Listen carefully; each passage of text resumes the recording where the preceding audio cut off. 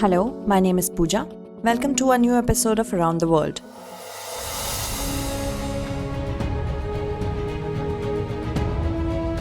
It is a well-known fact that the COVID pandemic has damaged the global economy significantly. Even economies of such countries where nominal COVID cases were found were hit badly. But the least effect of the COVID pandemic was witnessed on the economy of China, the country most affected by COVID. China's economy was least affected due to its uninterrupted trade and resilient supply chain with ASEAN countries. Actually, China has deep economic ties with ASEAN, and it has been ASEAN's largest trading partner since 2009. Trade between ASEAN and China has increased from $235.5 billion in 2010 to $507.9 billion in 2019. This figure has more than doubled, and it accounts for about 18% of ASEAN's total trade. Apart from economic interdependence, geographical proximity was a major reason due to which the economy of China and ASEAN countries remained strong despite the COVID pandemic. So let us understand the economic side of China-ASEAN relations in detail. We will also try to understand the importance of geographical proximity, which strengthens China-ASEAN relations including trade. Significantly, China has been hit by another wave of COVID. In view of this situation, the Chinese government has imposed lockdown and other restrictions on a large scale, and the same is expected to cause an economic recession in China. However, experts believe that China will not face any major economic recession due to an economic partner like ASEAN, which maintains continuous trade relations with China. Actually, ASEAN remains the main focus of China's neighborhood diplomacy due to the geographical proximity. In this regard, China has also given priority to ASEAN in many areas in terms of foreign relations. For example, China is the first country to initiate FTA, that is Free Trade Agreement negotiations, and establish a strategic partnership with ASEAN. In this regard, the Comprehensive Economic Cooperation Agreement between ASEAN and China was signed in 2002, while the Free Trade Agreement was signed in 2010.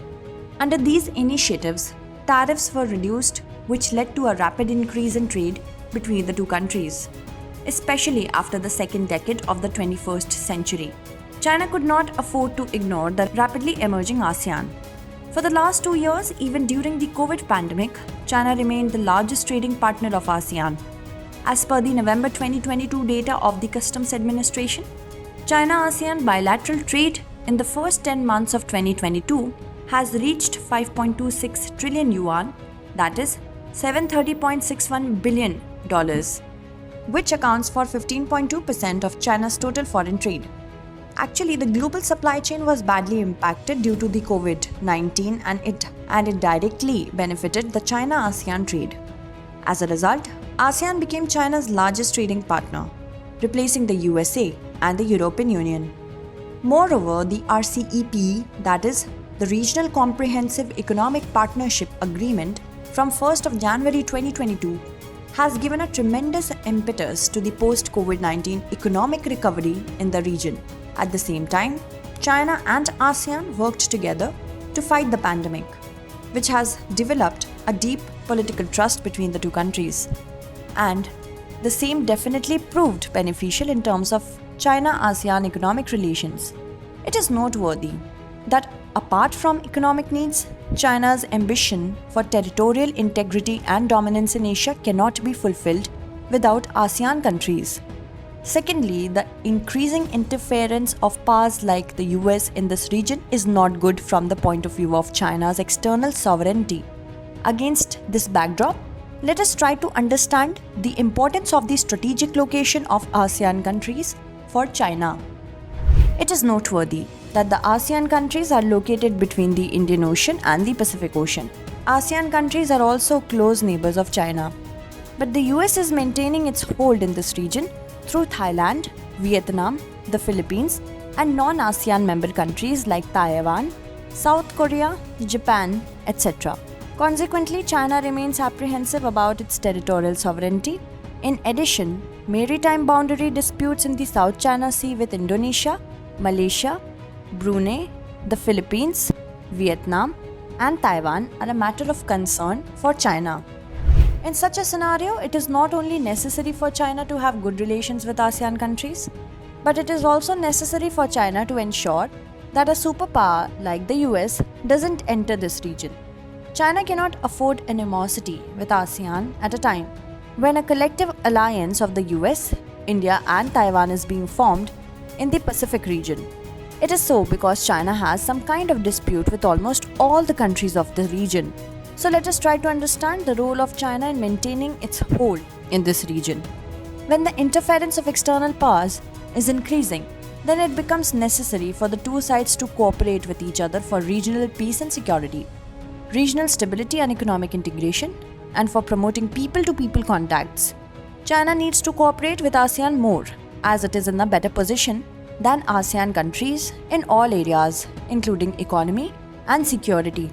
Secondly, major powers like the US, Japan, and India are continuously increasing their influence in this region for countering China in its own backyard.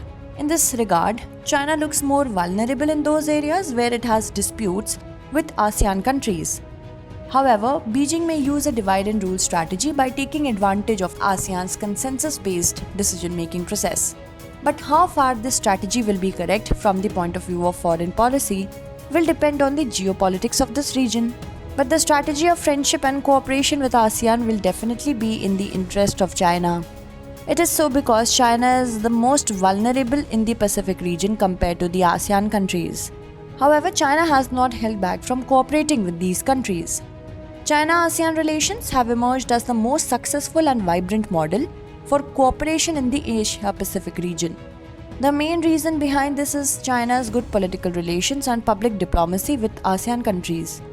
Significantly, China is providing support for the construction of infrastructure such as roads, railroads, highways, bridges, ports, and airports in ASEAN countries under its Belt and Road Initiative project so that better contact can be established in this regard. China is the first country to express its willingness to sign the protocol brought to make Southeast Asia a nuclear weapon-free zone. Apart from this, China is also running various social, economic, and cultural as well as academic schemes in ASEAN countries. Furthermore, China's free delivery of medicines, vaccines, and other humanitarian aid to ASEAN during the COVID pandemic can set new dimensions in the future. That's all in this episode. Let us note down the question based on today's story. Analyze China's role in the politics of Asia in the view of ASEAN-China relations.